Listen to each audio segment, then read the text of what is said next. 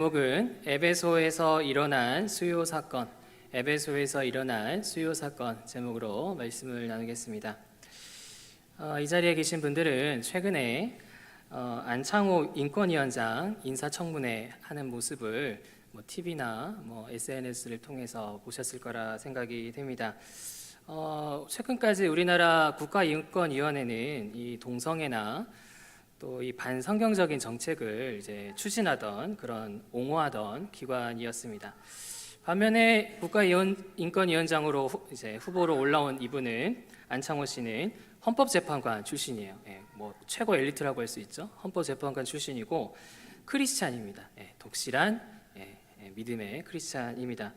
그래서 이 청문회가 잘 됐냐 안 됐냐 여러 가지 입장이 있을 수가 있겠는데요. 중요한 것은 이 안창호 이 후보자에게 이 청문회 기간에 쏟아지는 그런 질문들 또 그런 모습들이 매우 좋지가 않았다라는 점입니다.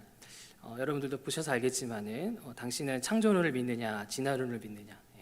창조론을 믿는다고 하니까 왜 어떻게 창조론을 믿을 수가 있느냐? 과학적이지도 않는 창조론을 어떻게 믿을 수 있느냐 하면서 비난이 이제 쇄도하는 것을 볼 수가 있겠고요. 동성애에 찬성하느냐? 찬성하지는 않습니다. 그들이 원하는 답이 나오지 않으니까 엄청나게 혐오와 비난의 단어들이 쏟아지는 모습을 볼 수가 있었습니다. 참 이러한 모습을 보면서 여러 가지 생각도 있겠지만은 공통적으로 여러분들도 들었던 생각이 뭐냐면 이 성경을 믿는 크리스찬에 대해서 이 성경을 믿는 이 크리스찬에 대해서 이 세상의 인식이 참 좋지가 않구나. 이 성경을 믿는다는 거에 대해서 비난하고 혐오하는 이들이 참 많구나라고 하는 것을 볼 수가 있겠고요. 우리도 이러한 공격을 당할 수 있다. 얼마든지 성경을 믿고 예수님을 믿고 복음을 믿는 저와 여러분들도 이 시대 이 사회 가운데서 얼마든지 이러한 공격을 받을 수 있는 사회다라고 하는 것을 우리가 좀 살펴볼 수가 있는 것 같습니다. 자, 오늘 본문으로 돌아가면요. 오늘 본문에서는 이 복음 전도를 방해하고 이 전도자를 핍박하려는 그런 큰 사건이 발생하는 것을 볼 수가 있는데요. 오늘 본문은 이제 사도 바울이 3차 전도 여행 중에 일어난 사건입니다. 에베소에서 일어난 사건인데요. 바울은 이 사도행전 19장에 보시면은 3달간 이 회당에서 사람들에게 복음을 가르치고 하나님 나라를 강론했고요. 그리고 더 나아가서 2년간 두란노 서원이라는 곳에서 이 제자들에게 성경을 날마다 이제 가르쳐 준 것을 볼 수가 있습니다. 자, 그러니까 놀라운 기적들이 일어났어요. 19장을 보시면 알겠지만은 병이 고침받는 기적이 일어나게 되고 악귀들이 쫓겨나게 되는 그러한 많은 이제 기적이 일어나게 되었고, 심지어 이 에베소에는 이 마술에 빠져 있는 사람들이 많았는데 그 마술서들을 다 모아다가 사람들이 불태울 만큼 에베소 지역에 큰 영향력을 끼치고 하나님 나라가 확장되어지고 놀라운 일이 일어나는 것이 오늘 사도행전 19장의 내용인 것을 볼 수가 있습니다. 자, 이때 등장한 인물이 오늘 본문에 나오는 이제 데메드리오라는 인물인 걸 볼 수가 있는데요. 이 사람은 은으로 이 아데미 신상을 만드는 은장색인 것을 볼 수가 있겠고요. 이 사람은 이 사도 바울의 이 복음 사역을 방해하기 위해서 사람들을 막 선동을 하였고요. 많은 에베소 사람들이 이 선동에 휘말리면서 폭동이 일어나게 되는 것을 볼 수가 있겠고요.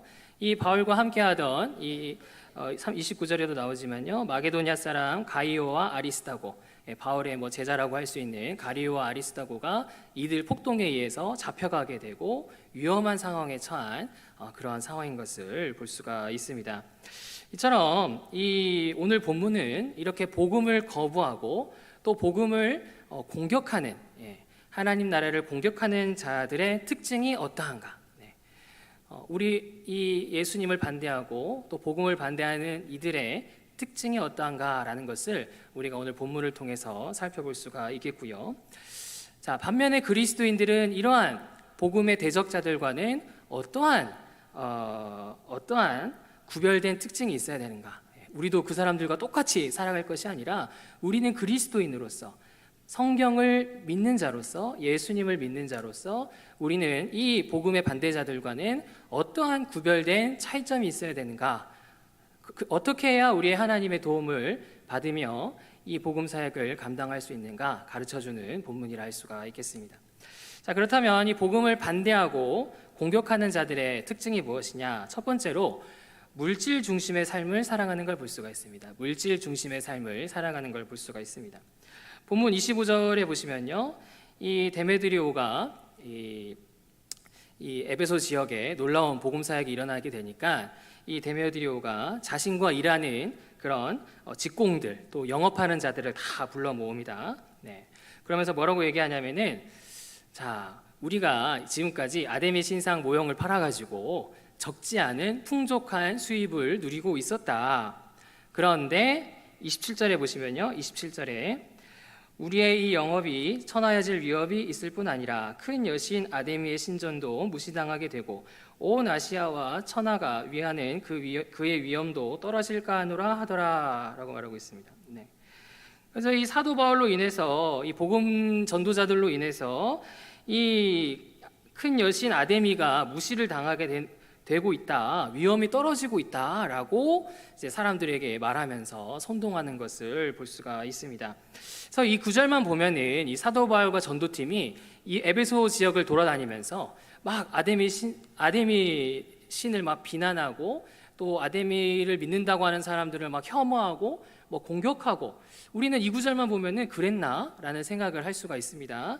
자, 그런데 자 37절을 보시면요, 37절에 보시면 이 폭동이 일어났을 때 이 폭동을 잠잠케 했던 이 서기장이 등장을 하는데요, 이 서기장이 뭐라고 얘기하냐면 37절에 이 사도 바울과 이 전도팀에 대해서 신전의 물건을 도둑질하지도 아니하였고 우리 여신을 비방하지도 아니한 이 사람들을 너희가 붙잡아 왔으니 라고 말하고 있습니다. 그래서 이 데메드리오의 말과 다른 걸 볼 수가 있죠. 데메드리오의 말은 이 바울과 전도팀이 막 비방하고 뭐 모욕하고 뭐 이렇게 뭐 훔치고 피해를 입히고 그렇게 말한 것처럼 보이는데, 실상은 이들이 사도 바울과 전도팀은 전혀 에베소 사람들 앞에서 그렇게 그들의 신에 대해서 뭐 모욕을 준다거나 비난하거나 그러지 않았다, 그들의 물건도 훔치지 않았고 이들에게 피해를 입히지 않았다라고 하는 것을 볼 수가 있습니다. 그래서 이 데메드리오가 이렇게 선동을 일으킨 이유가 무엇이냐면, 단순히 이 아데미 여신에 대한 신앙심이 좋아서 폭동을 일으킨 것이 아니라, 아까 제가 설명드렸던 이 24절에도 나오지만은 이들이 이제 우상을 판매하면서, 이 은신상을 판매하면서 적지 않은 풍족한 수입을 얻고 있었는데, 이 사도 바울의 등장으로 혹여나 이 적지 않은 이 풍족함을 좀 잃어버리게 될까봐, 놓치게 될까봐 이 염려 때문에 이렇게 선동을 하고 문제를 삼았던 것을 볼 수가 있는 것입니다. 이처럼 이 복음을 반대하는 자들, 복음을 공격하는 자들은 철저히 물질 중심의 사람들이다. 네. 뭐 복음을 반대하는 여러 가지 이유를 내세우는 사람들이 있겠지만 결국에 그 근본에는 이들의 이 물질 중심의 태도가 있기 때문에 이 복음에 대해서 공격하고 반대하는 이들의 특징인 것을 볼 수가 있습니다. 자, 반면에 그리스도인들은 어떠한 사람들입니까? 바로 물질 중심이 아니라 누구 중심의 삶을 살아갑니까? 하나님 중심의 삶을 살아가죠. 세상 사람들은 아데미 여신을 숭배한다, 뭐 이걸 숭배한다지만 결국에는 물질 중심의 삶을 살아가지만, 그리스도인들은 물질이 아니라 하나님 중심의 삶을 살아가는 자가 진정한 그리스도인이다라고 하는 것을 볼 수가 있습니다.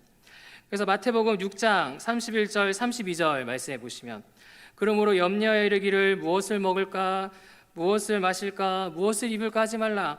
너희 하늘 아버지께서 이 모든 것이 너희에게 있어야 할 줄을 아시느니라 라고 말하고 있습니다. 그리스도인들은 이 물질에 대해서 염려해서는 안 된다. 하늘 아버지께서 그리스도인들을 책임져 주시기 때문에 이 하나님을 믿는 자로서, 예수님을 믿는 자로서 이 물질에 대해서 염려하거나 걱정해서는 안 된다라고 말하는 걸 볼 수가 있겠고요. 마태복음 6장 33절 말씀해 보시면, 그런즉 너희는 먼저 그의 나라와 그의 의를 구하라. 그리하면 이 모든 것을 너희에게 더하시리라.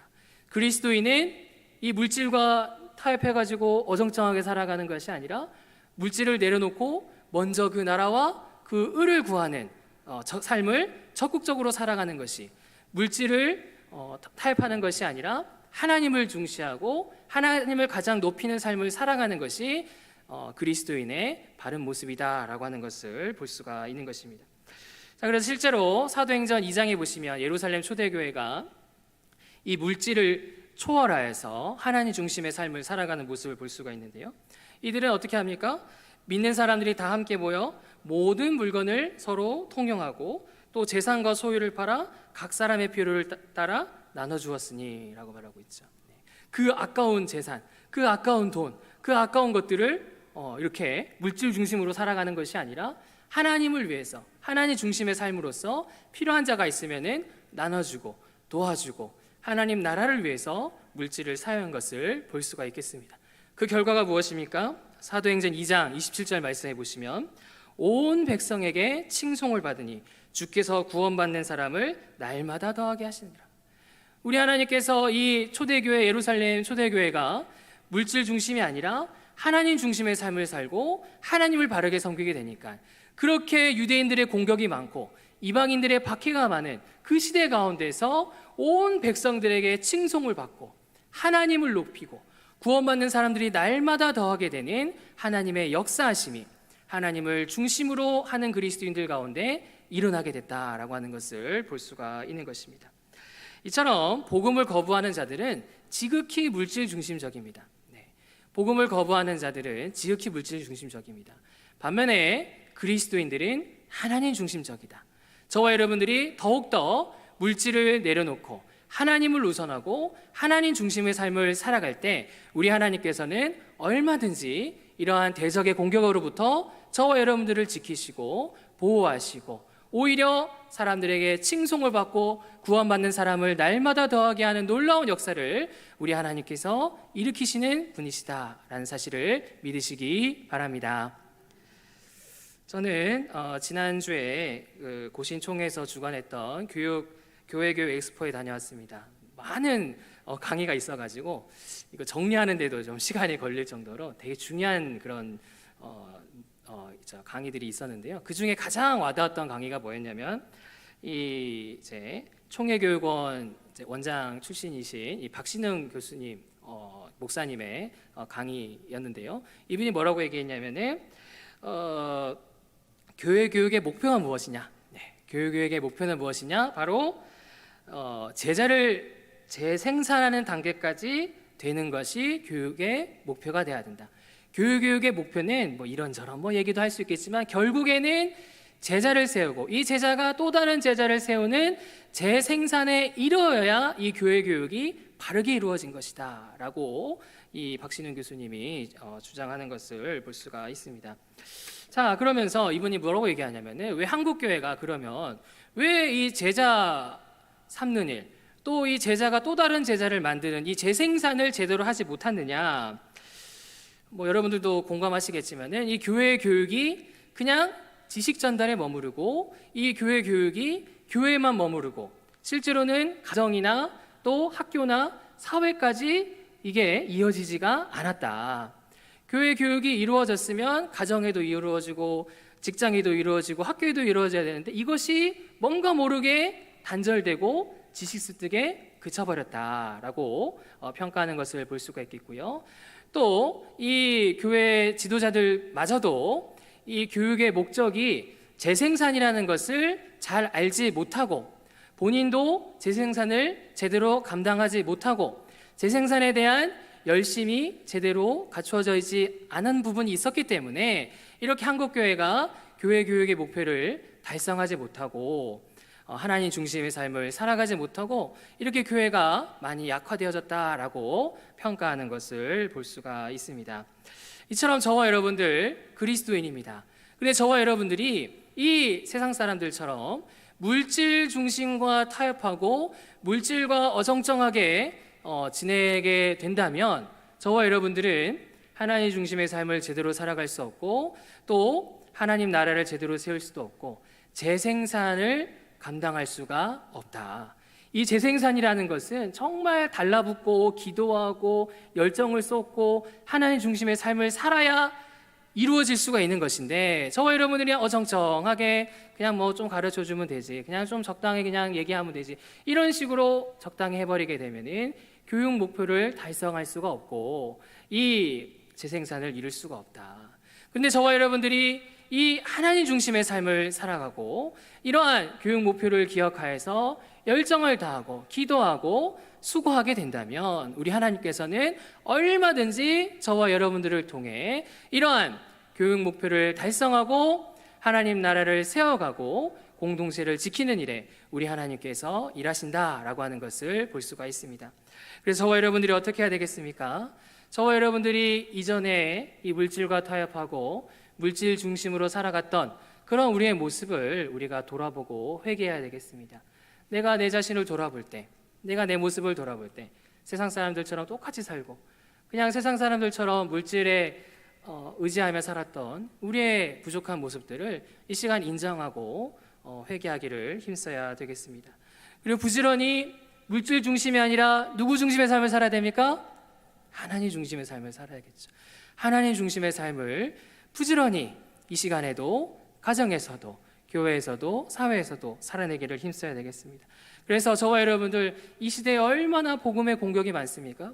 복음을 향한 공격이 많은 이 시대 가운데서 여러분들을 지키시고 여러분들의 공동체를 지키시고 그렇게 이 하나님 나라를 바르게 지키고 세워나가는 일에 하나님 중심의 사람으로서 바르게 쓰임받는 저와 여러분들 되시기를 간절히 바랍니다. 두 번째입니다. 복음을 반대하고 공격하는 자들의 특징이 무엇이냐? 두 번째로 거짓말을 교묘하게 사용하는 걸 볼 수가 있습니다. 거짓말을 교묘하게 사용하는 걸 볼 수가 있는데요, 26절을 보시면요, 26절에 이 바울이 에베소뿐 아니라 거의 전 아시아를 통하여 수많은 사람을 권유하여 말하되 사람의 손으로 만든 것들은 신이 아니라 하니 이는 그대들도 보고 들은 것이라 라고 말하고 있습니다. 자, 그래서 이 사도 바울이라는 사람은 이 데메드리오가 주장하기를 막 이제 아까도 말씀드렸다시피 에베소 지역이나 많은 그런 사람들에게 이 우상을 숭배해서는 안 된다, 우상은 사람이 만든 것이다, 우상 숭배하면 안 된다 하면서 막 이제 비난했다라고 이 이제 데메드리오가 주장하는 것을 볼 수가 있는데요, 아까도 말씀드렸다시피 37절에도 나와 있지만 사도 바울은 전혀 이 예수님을 믿지 않는 이 에베소 일반 사람들에게 에베소 그 아데미 여신을 비방한다거나 또 혐오한다거나 공격하다거나 그러지 않았다는 것을 우리가 알 수가 있습니다. 자, 그래서 그러면 이 데메드리오가 하는 주장은 무엇이냐? 사도 바울은 먼저 하나님을 전하고 예수님을 전한 걸 볼 수가 있겠고요, 그렇게 이들이 하나님을 믿고 예수님을 믿을 때, 예수님의 제자가 되었을 때 예수님의 제자로서 마땅히 따라야 할 이러한 말씀을 이들에게 가르친 것이다. 이 데메드리오가 주장하는 이 주장은 이 사도 바울이 신자들에게, 믿는 자들에게, 언약 백성들에게 강조하고 가르쳤던 말씀이지 그냥 안 믿는 일반적인 모든 아데미 사람들에게 이런 것을 주장하거나 그들을 혐오하거나 공격하지 않았다라고 하는 것을 우리가 살펴볼 수가 있는 것입니다. 그래서 실제로 이 비슷한 이제 그 내용이 사도행전 17장 22절 23절에 보면 등장을 하는데요, 사도 바울이 아덴에 있을 때 아덴 지역에도 이 우상 숭배하는 자들이 많았던 것을 볼 수가 있습니다. 이때 사도 바울이 아덴 사람들에게 뭐라고 얘기하냐면은, 아덴 사람들아, 너희를 보니 범사에 종교심이 많도다. 내가 알지 못하는 신에게라도 새긴 단도 보았으니 그런즉 너희가 알지 못하고 위하는 그것을 내가 너희에게 알게 하리라 라고 말하고 있습니다. 사도 바울은 막 우상을 따르는 그런 아덴 사람들을 비방하거나 혐오하거나 공격하는 것이 아니라 이들에게 하나님을, 예수님을 그렇게 정중하게 소개하고 알려주면서 복음 사역을 감당하였다. 데메드리오가 주장하는 것처럼 막 공격적이고 막 이렇게 혐오하고 그런 것이 아니라 오히려 정중하게 하나님을 안내하고 예수님을 전했던 것을 볼 수가 있고, 언약 백성들에게 이러한 하나님의 말씀을 가르쳤다라고 하는 것을 볼 수가 있는 것입니다. 이처럼 데메드리오는 이 자신의 목적을 달성하기 위해서 교묘하게 거짓말을 행함으로써 선동을 일으켰던, 이 복음에 반대하는 자들은 이 거짓말을 통해서 이러한 문제를 일으키는 모습이 있는 것을 우리가 살펴볼 수가 있는 것입니다. 자, 반면에 우리 하나님께서는 그리스도인들에게는 진실할 것을 요구하시는 것을 볼 수가 있습니다.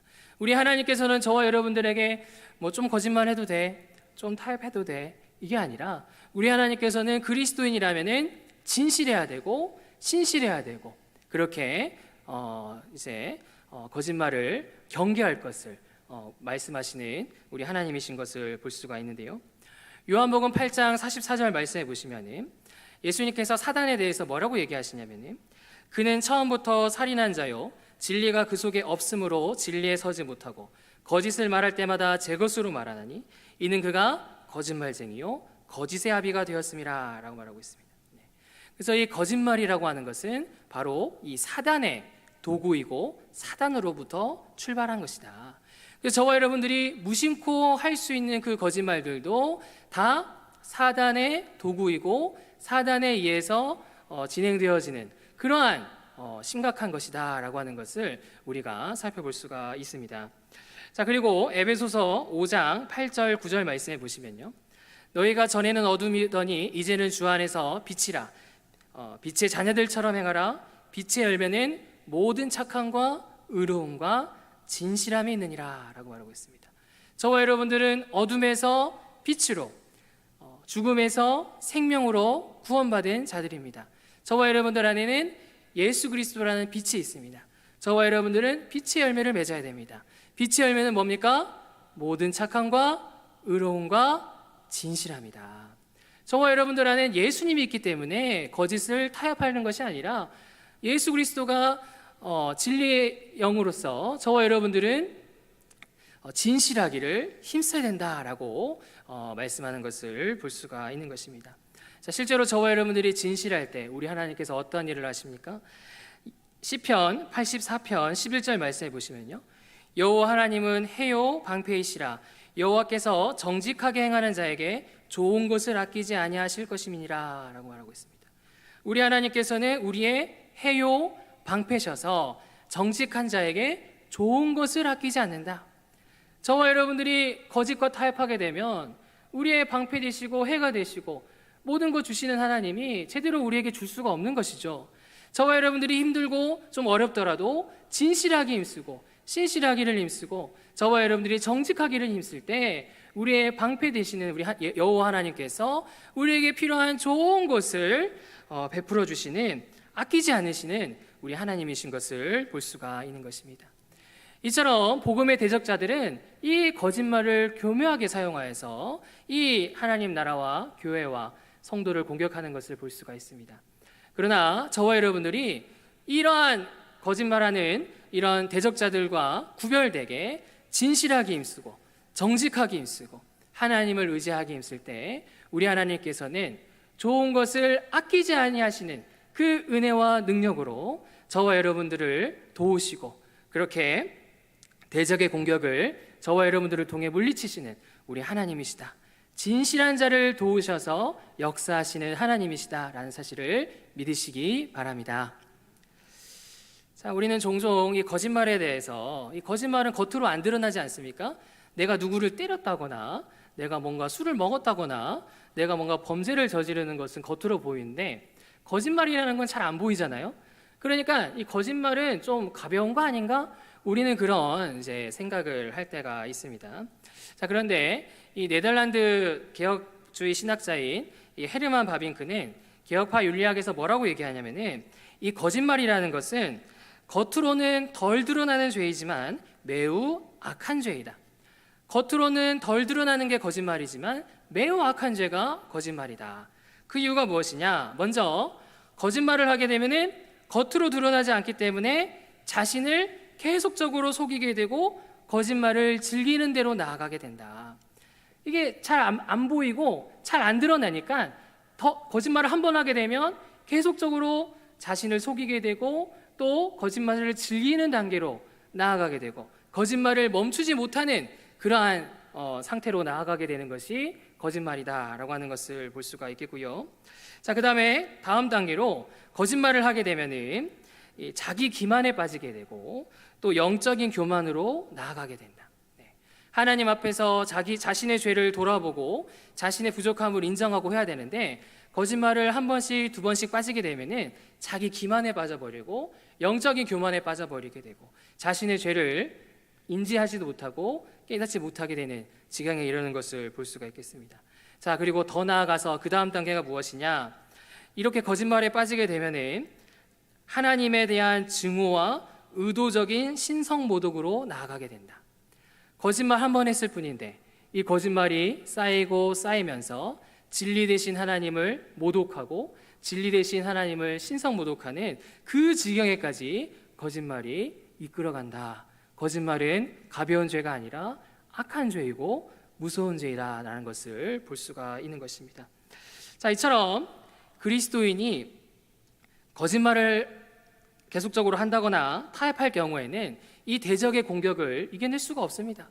예, 사단과 함께하고 사단의 도구가 되고 그렇게 타협하는 그런 가운데서 어떻게 우리가 대적을 공격하고 대적을 물리칠 수가 있겠습니까? 우리가 진리의 영이신 우리 주님이 우리 가운데 풍성하지 않으면 이 거짓을 분별할 수도 없고 거짓에 끌려갈 수밖에 없는 노릇이다라고 하는 것을 볼 수가 있습니다. 우리가 부지런히 하나님의 영으로 채우고 진리의 영으로 채우고 우리가 진실하고 그렇게 진실하기를 힘쓸 때 하나님의 도움을 받아 대적을 물리칠 수가 있다. 그러므로 저와 여러분들이 어떻게 해야 되겠습니까? 우리가 나도 모르게 또 습관적으로 했던 우리의 거짓말을 한번 돌아보시고 이 시간도 하나님 앞에서 회개하는 그런 시간이 됐으면 좋겠습니다. 네. 우리에는 부족함이 있는 존재거든요. 우리의 마음은 연약하거든요. 우리 하나님 보시기에 거짓말하는 거짓된 우리의 모습을 이 시간에도 부지런히 회개해야 되겠습니다. 부지런히 진실하기를 힘쓰고 부지런히 하나님의 진리의 영으로 우리의 마음을 채우기를 힘써야 되겠습니다. 그래서 좋은 것을 아끼지 아니하시는 그런 하나님의 도움을 저와 여러분들이 바르게 공급받아서 이 거짓을 교묘하게 사용하여서 공격하는 이 대적으로부터 저와 여러분들을 지키고 공동체를 지키고 이 하나님 나라를 바르게 지키고 세워가는 진실함으로 하나님의 도움을 받아 지켜가고 세워가는 저와 여러분들 되시기를 간절히 바랍니다. 세 번째입니다. 복음을 반대하고 공격하는 자들의 특징이 무엇이냐? 법과 질서를 중시하지 않는 것을 볼 수가 있습니다. 법과 질서를 중시하지 않는 것을 볼 수가 있습니다. 자, 오늘 본문에 나오는 데메드료와 그를 따르는 이들은 법과 이 질서를 중시하지 않는 걸 볼 수가 있는데요. 자, 29절을 보시면요. 이들이 이제 선동하고 또 폭동을 일으켜 가지고는 이 적법한 절차 없이 바울과 같이 다녔던 이 마게도냐 사람 가리오와 아리스다고를 붙잡아 가지고 이들을 죽일 목적으로 연극장으로 잡아가는 그러한 무질서한 모습을 볼 수가 있겠고요. 자, 그리고 32절 보시면요. 32절 제가 읽겠습니다. 사람들이 외쳐 어떤 이든 이런 말을 어떤 이는 저런 말을 하니 모인 무리가 분란하여 태반이나 어찌하여 모였는지 알지 못하더라 라고 말하고 있습니다. 이들은 뭔가 명확하거나 정말 억울하거나 그러한 일로 이들이 한 뜻으로 모인 것이 아니라 왜 모였는지도 모르고 뭐가 문제인지도 모르고 그냥 무질서하게 이렇게 문제를 일으켰다라고 하는 것을 볼 수가 있겠고요. 그 다음에 33절에 보시면요. 이 유대인들이 자신들은 이 사도 바울이나 전도팀과는 다르다. 우리도 유대인이지만 이들과 다르다 하면서 변론할 목적으로 알렉산더를 무리들 앞에 세웠습니다. 알렉산더는 무리들 앞에 손짓하면서 자신에게 변론할 기회를 달라고 하면서 얘기를 합니다. 그런데 무리들이 이 자의 말을 듣습니까? 듣기는커녕 이들의 주장이죠. 크다 에베소 사람의 아데미여 하면서 2시간 동안 외치면서 전혀 이들의 말에 귀담아 들어주지 않는 이들의 무질서한 모습을 볼 수가 있습니다. 자, 그러면 사도 바울은 어땠는가? 전도팀은 어땠는가? 오늘 본문에는 이렇게 명확하게 사도 바울은 질서를 지켰다, 법을 지켰다, 이렇게 명확하게 나와 있지는 않는데 우리가 유추는 할 수가 있습니다. 자, 바로 이 치안과 질서를 담당하는 이 로마 관리들의 도움을 이 사도 바울이 받은 것을 우리가 살펴볼 수가 있는데요. 자, 본문 31절 보시면요. 본문 31절에 폭동이 일어나고 바울의 제자들이 이제 폭도들에 의해서 잡혀가게 됐을 때 사도 바울이 그 연극장에 들어가서 변론하려고 합니다. 근데 매우 위험한 상황이죠. 이 폭도들에 의해서 목숨을 잃을 수도 있는 상황입니다. 이때 여기 31절에 보시면 아시아 관리 중에 바울의 친구된 어떤 이들이 사도 바울을 도와주죠. 당신 그곳에 들어가면은 반드시 죽는다. 그러니 절대 들어가지 않는 게 좋겠다 하면서 사도 바울을 도와주는 것을 볼 수가 있습니다. 그냥 관리인데 사도 바울을 도와주는 모습을 볼 수가 있겠고요. 자, 그리고 35절에 보시면 이 서기장이 폭도들을 이제 잠잠하게 진정시키는 것을 볼 수가 있는데요. 이때도 이 사도 바울을 이렇게 공격하거나 또 이렇게 편견을 가지거나 한 것이 아니라 이 사도 바울이 있는 그대로, 이 사도 바울과 전도팀은 아데미 여신을 모독하지도 않았고 그 신전 제물을 훔치지도 않았다고 하면서 정확하게 얘기해 줌으로써 사도 바울에게 도움이 되는 이러한 관리의 모습을 볼 수가 있습니다. 자, 그리고 사도행전 18장에 보시면요, 이 아가야 총독이었던 이 갈리오라는 사람이 등장을 하는데요. 이 고린도 지역에서 이 유대인들이 비슷하게 폭동을 일으켜가지고 막 이제 사도 바울을 붙잡아가지고 이 갈리오 총독에게 데려갑니다. 그러면서 이 사람을 처벌해달라고 막 요구를 하는데 갈리오 총독이 뭐라고 얘기하냐면은 바울이 부정한 일을 하지 않았다, 불량한 행동한 적이 없다. 그러면서 이 바울을 풀어주게 되고 이 유대인들을 쫓아내는 이러한 도움을 주는 관리들의 모습을 볼 수가 있습니다.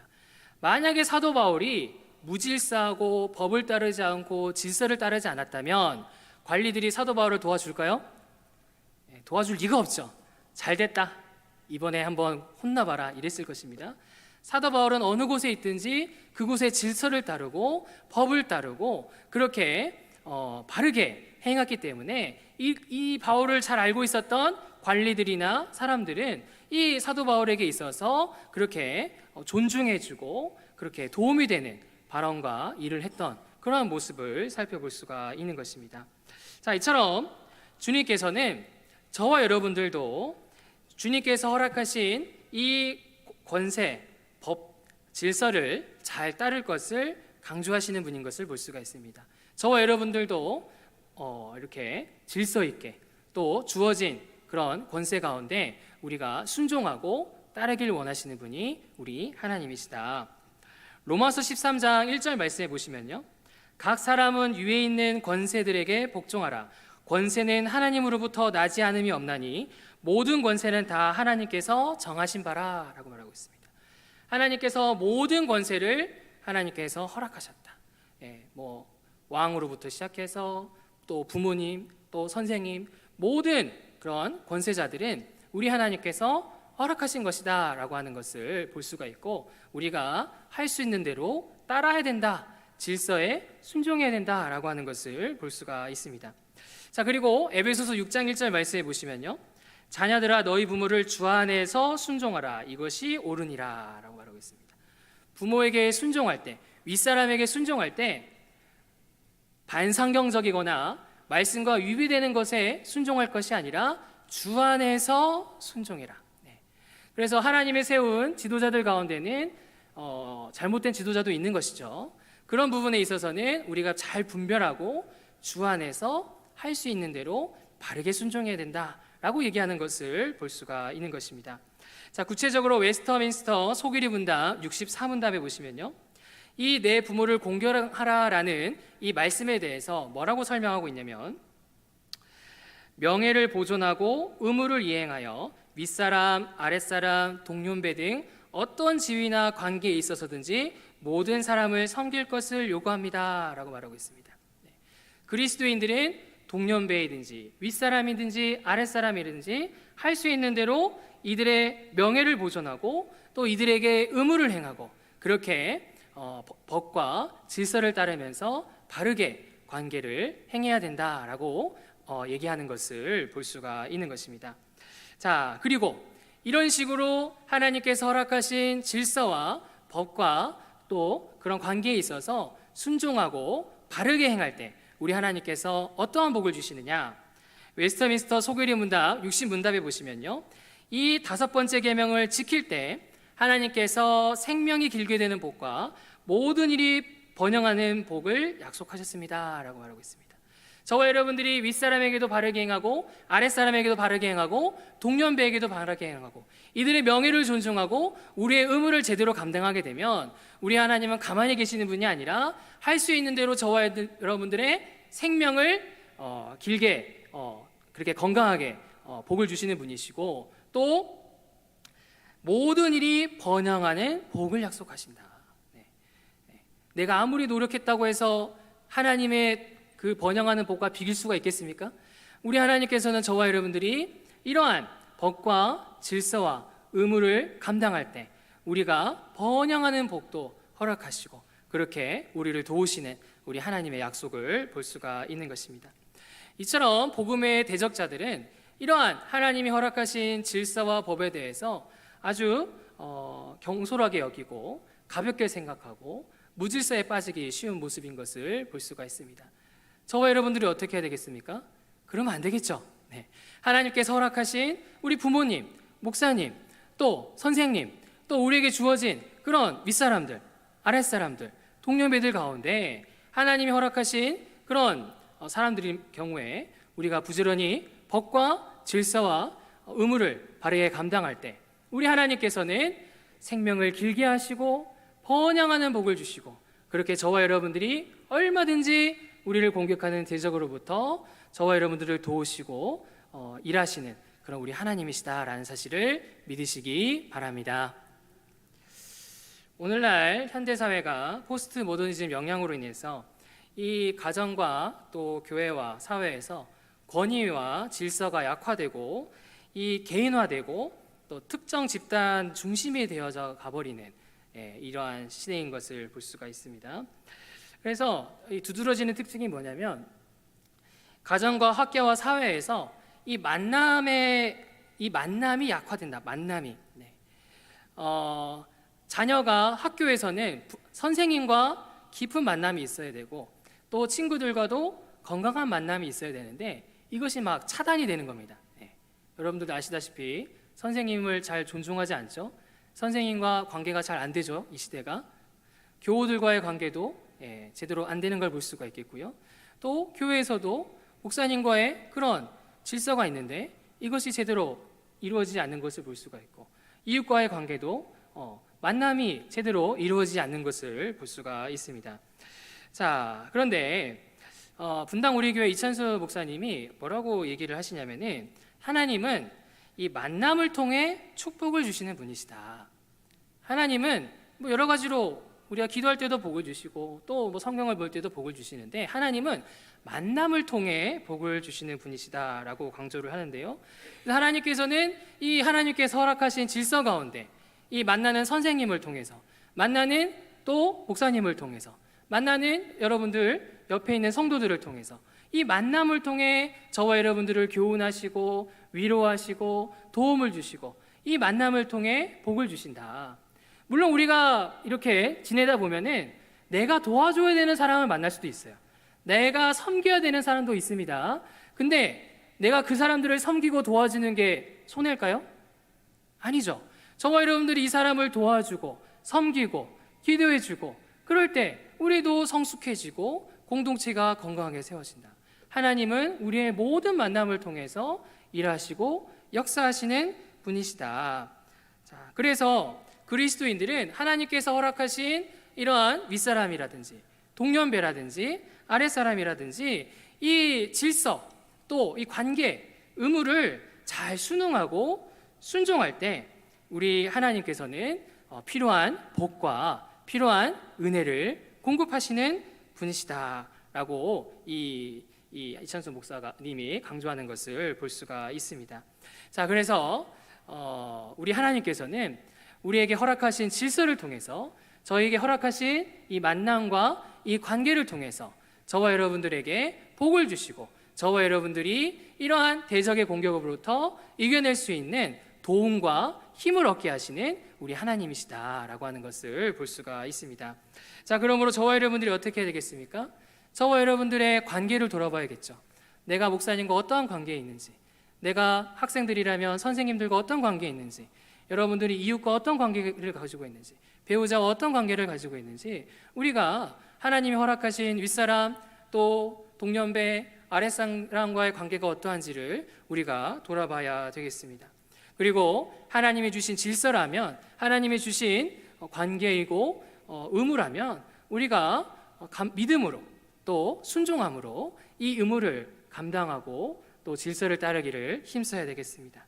그래서 저와 여러분들, 이 복음 거부자들이 많고 복음 반대자들이 많고 교회를 공격하는 자들이 많은 이 시대 가운데서 내 힘으로만 이것들을 버티는 것이 아니라 하나님이 허락하신 그 만남의 축복과 만남의 도움을 바르게 공급받음으로 이러한 대적들을 바르게 이겨내 나아가는, 바르게 하나님 나라를 지켜나가는 저와 여러분들 되시기를 간절히 바랍니다. 말씀을 정리하겠습니다. 오늘날 성경을 믿는다고 하면 박해하는, 혐오하는, 공격하는 이 시대 가운데 저와 여러분들이 있습니다.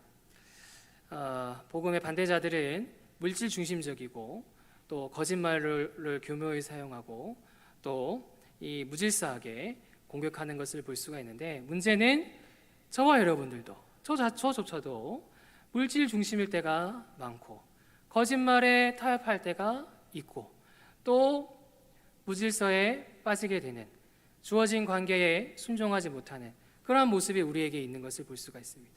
이렇게 되면 이길 수 없죠. 이렇게 되면 대적을 이길 수가 없습니다. 저와 여러분들이 어떻게 해야 되겠습니까? 물질 중심이 아니라 하나님 중심으로 바로 서기를 힘써야 되겠습니다. 거짓말과 타협하는 것이 아니라 진실하기를 힘써야 되겠습니다. 무질서하고 그냥 내가 원하는 사람만 만나고 그럴 것이 아니라 하나님이 허락하신 사람이라면 이 사람과의 만남을 귀하게 여기고 존중하고 또 따르면서 하나님이 주시는 도움을 받기를 힘써야 되겠습니다. 그래서 저와 여러분들, 이 공격이 많고 어려움이 많은 이 시대 가운데서 우리가 진실하고 또 순종하고 또 하나님 중심으로 바로 서 있음으로 말미암아 지금이라도 이 공동체를 지키고 하나님 나라를 지키고 복음을 지키고 가정을 지키고 교회를 지키고 이 사회를 지켜 나가는 일에 이 자리에 있는 우리 모든 한 사람 한 사람 바르게 귀하게 세워져서 쓰임받는, 함께 복음을 지키고 이 말씀을 지켜가는 일에 함께 연대하여 힘써 나아가는 저와 여러분들 되시기를 간절히 바랍니다. 찬양하겠습니다.